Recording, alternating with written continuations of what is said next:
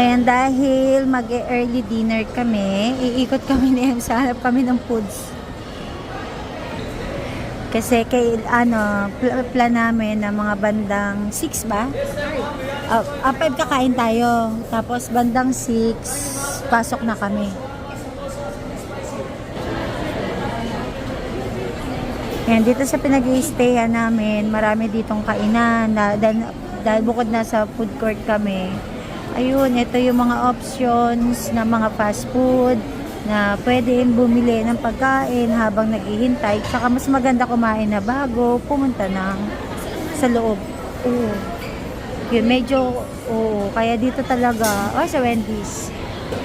Kaya dito talaga ang best na kumain bago pumunta sa concert. Ang gulay ka din naman. May steak. Yung dati kami, yung bago pa na. Ayan, lechon.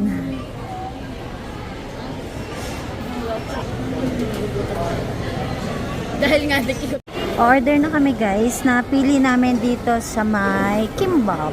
Ayan.